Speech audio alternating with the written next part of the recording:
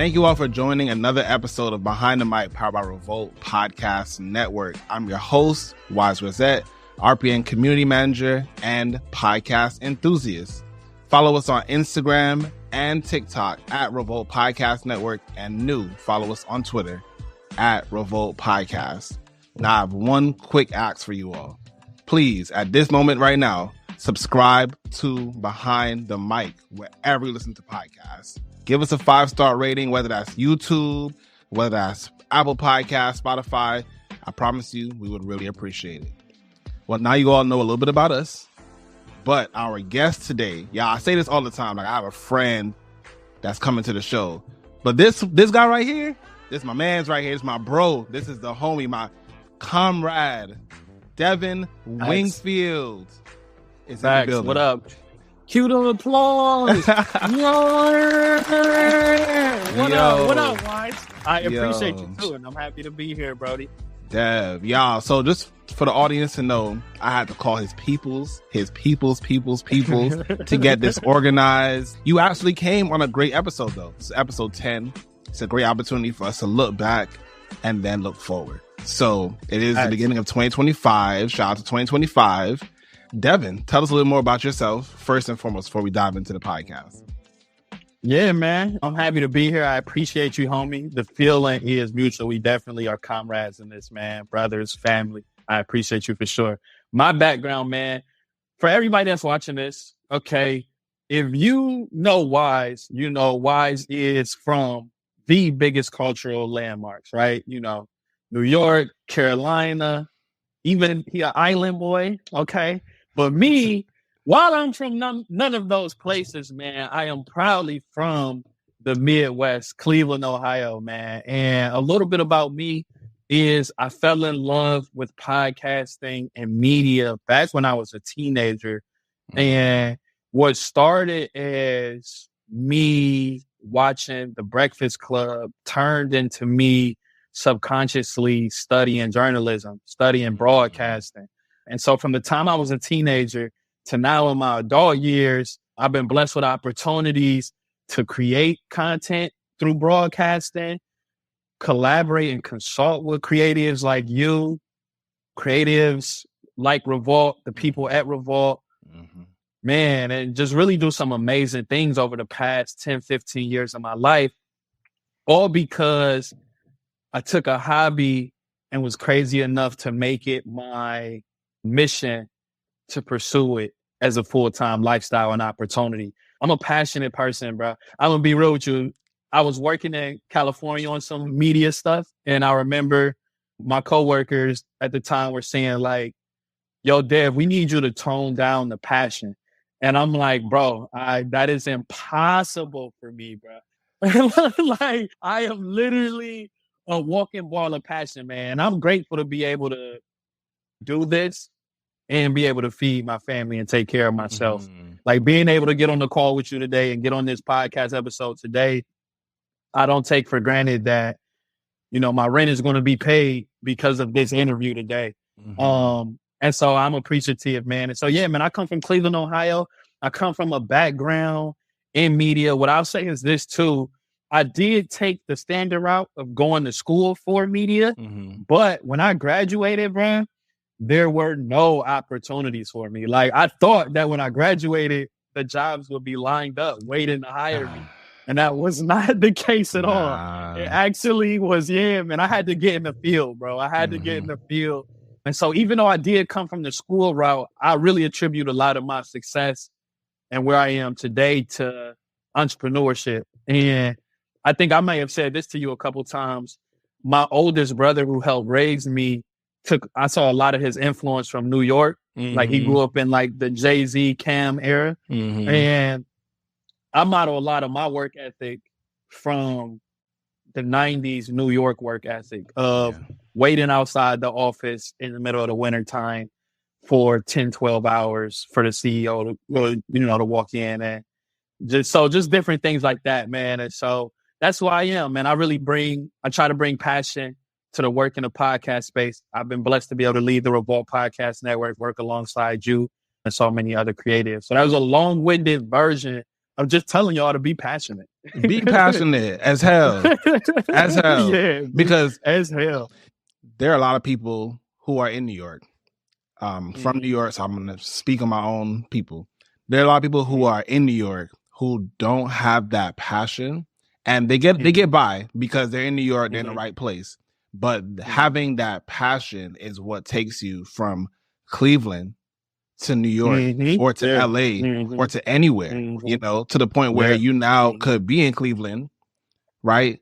Working for Revolt and so at your crib, doing your thing and supporting your community in Cleveland. So, we blessed because the world is so accessible. People are so accessible now. Man, I went through the phases of before I was managing REVOLT Podcast Network. I was DMing people on Instagram for internships and volunteer opportunities. And I remember there was somebody from New York, and this person helped me out a lot, but there was somebody from New York that I DM'd them. And in this DM about trying to intern with them, I told them, like, I will not stop DMing you until you respond to me. And that's when, so either you're going to say yes or you're going to say no. And that's when I'll stop DMing you. But until you tell me something, every day I'm going to DM you my resume and my portfolio, and we're going to get something cracking. And so it wasn't that first person, but he connected me to somebody else that helped change my life and give me the opportunity to be where I am now. So yeah, bro, I completely understand that. Incredible. And being from Cleveland is like that as well, man.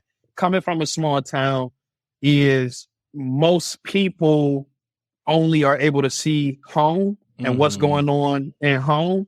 And I was blessed with a family of people who my visions and what they poured into me was never about just being at home. It was always about being the best I could be and seeing the world. I was blessed where I traveled young on vacation with family. I ran track, so I would travel with my teammates. And those things showed me the world. And so because I was able to see the world, I never stopped thinking about the world. Like it never stopped or started with just Cleveland, Ohio. So a lot of blessings for sure. Big blessings. We have this new playlist on Spotify called B-Sides Track of the Week, where you can find all of the guests of Behind the Mic, all their favorite music on this playlist. So check it out. It's exclusive to Spotify. Tap in.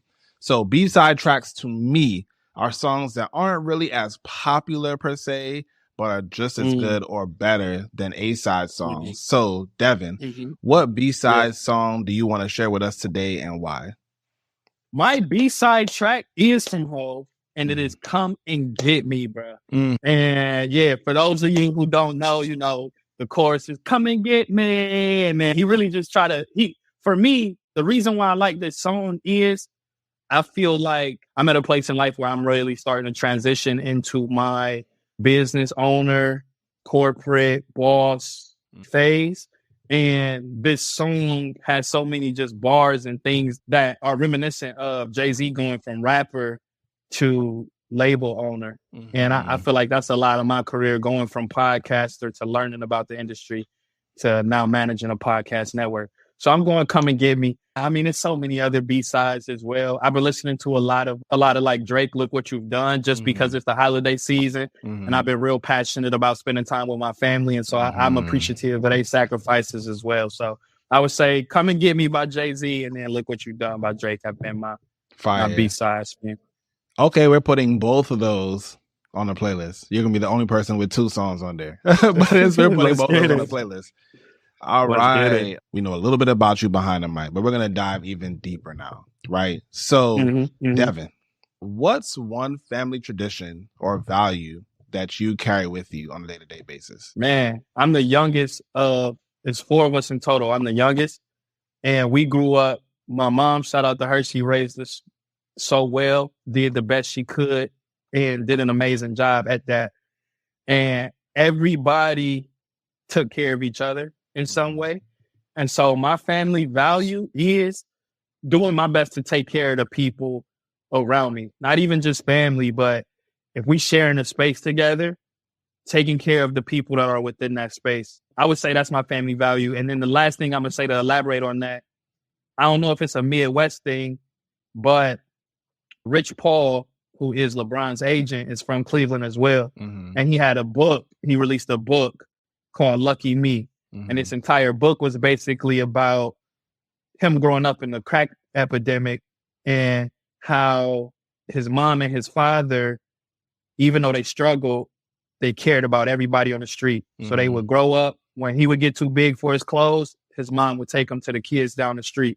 And so I would say that that's the family tradition for me, man. And the value for me is just taking care of people in space, bro. We work in entertainment and creative, and there is a stigma that the industry is dog eat dog. And I'm positive that there are a lot of times where that is the case. But what I feel like what me and you do well, and what I've been blessed to be guided by others, I haven't had that experience where I felt like I was in a dog eat dog situation. I had great teachers, great mentors. And so I just try to do that same thing. Now, I know that we've talked a lot about your mentors, outside of this, but focusing specifically on track now, right? How would you feel like track kind of centered you or helped you with discipline as you were growing up? Dog, it made me, I don't know if you ever ran track before, if you know a lot about track, but it's this event called the 400. And it's basically where you sprint the entire lap of a track. And it's not a jog. It's literally a sprint. Everybody, from the time the gun goes off to the time you get to the finish line, everybody is running as hard as they can. And we would practice running these, and I will run them at track meets as well. But the reason why I bring that up is because this race is so hard and tough on the mind and body that it gets you comfortable with being uncomfortable and working hard and pushing your body and mind to the limits. And it will be a lot of times where I will run this race, and shout out to my coach, Coach Sullins.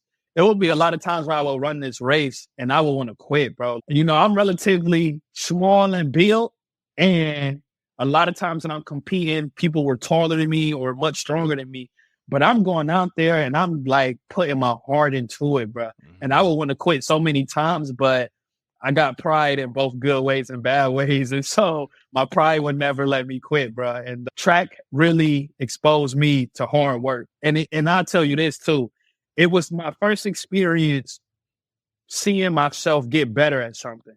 I think a lot of people, I think a lot of people quit or don't do things because they're afraid that they won't get better. And I was blessed to be able to see myself be garbage to being a state champion, to being able to run in college. And so track, man, really shaped. Honestly, to be real with you, this is just me in track form. Podcasting is just track to me. It's adversity, bro. I love adversity. So that's how it shaped me for sure. Yo, if y'all have listened to other episodes of Behind the Mic, I've said this plenty of times. But Devin, I talk to Devin 3-4 times a week, extended conversations, and I never knew that Devin was a state champion. So y'all, I love Behind the Mic. Y'all, you get to learn more about the people. It's for sure. Dog, yeah, I dedicated hours to track for a long time, bro. I ran track for so long. So I ran track from the time I was a freshman in high school to the time I graduated from college. And bro, it was the only thing that I loved, bro. Wow. I had a girlfriend at the time, and she was like, "You always choosing track. You always," and I'm like, "Listen, boo, I love you dearly, but I will never, ever in my life put you before track and field." so like, dog, when I tell you, I love the track. I love track, and that's why I loved podcasting too, because at the time when I got into podcasting, it wasn't as commercial as it is now. And it was something that I could work at, bro. Like, I could just constantly practice and get better. I could go and watch Charlemagne. I can go and volunteer at my local radio station and learn from the people that's hosting. I think one of my strengths is like the ability to learn and be coachable. Track taught me how to be coachable. And so I would just watch people, bro, and just learn from people. So yeah, I love track, and I can't wait to move to a point in life where I'm coaching. Oh, wow. Okay. Coach Sullins, is that the guy? Is his son on the podcast? No Negations. Yeah. Yep. Yeah, for sure. Come on now. We gonna show love. we gonna show love. So D is my best friend in life. And his dad was my high school coach. And so we started as best friends, and then his dad started coaching our high school team. Wow. Yeah. Yeah. So your best friend dad wasn't gonna let you do no craziness out there. Come on now. And dog, and I'm gonna be real, and that is your friends are so much of a reflection of you. It's so true when they say birds of a feather flock together. If you hanging with 16 people who all not doing right, I could put money up that you ain't doing right either. But my boy D was so great at track that I was like, I'm gonna kick it with him. And if I kick it with him long enough, I'll be half as good. And then sure enough, it took me to places where I couldn't even imagine. Behind the mic, y'all. Shout out to Behind the Mic, man. That's crazy. Wow. Wow. All right. So y'all, on the other side of this break, we're kicking it into overdrive with our rapid fire game. So we'll catch you right after this commercial break.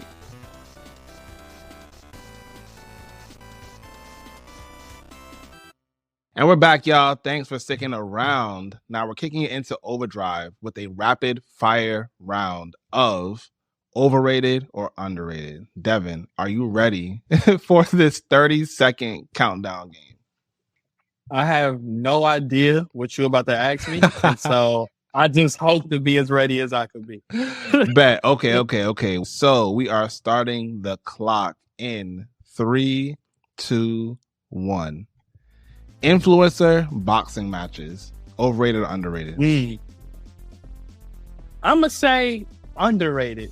Can I say why or not? Yes. Oh, go ahead. They bring attention to the sport, man. At the end of the day, views, bring money, bring advertisers, man. I'm going to say underrated. I want to see a couple more people fight. Bet. Okay. TikTok life hacks, overrated or underrated? Dude, underrated. They saved my life. They saved my life. Underrated. Please don't get rid of TikTok. You need it. Right. And we are done. We're done. See? Super quick, super fast, nothing too crazy.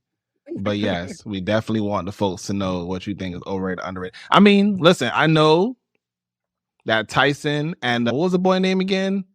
Jake Paul from Ohio, by the way. I was about to say. Come on. He's from Ohio. Y'all, I text Devin about the fight. He's, that's my guy from Ohio. I might have to go for him. You were right, though. You were right. But listen, though, I love Tyson, bro. I'm always going to ride with our people. I love Tyson. And I wanted Tyson to win. But he's older, man, and that's not fair. But that fight reminds me, like, Celebrity Deathmatch was a big thing. Even though it was animated, like, bro, we should have so many more people getting in the ring. And not to be too serious about it, but I would love if, like, we could do more, like, charity events around that and have less beef in the world. Have less beef. And even if it's not boxing, let's hoop. Let's hoop the beef out. No, that's real. That's actually pretty real. I got some beef right now that I would love to jump in the box ring. That's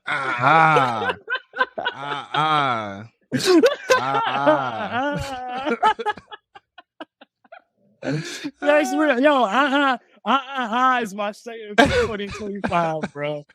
I promise you. I'm crying. Yo, okay, Dad, before we end the episode, what's one thing you want people to know about you that they wouldn't get from, knowing that you are part of REVOLT Podcast Network, knowing that you work with all these amazing podcasters? What would that one thing be? I recently took up boxing. I love it. It's very fun. It's a great way to stay in shape.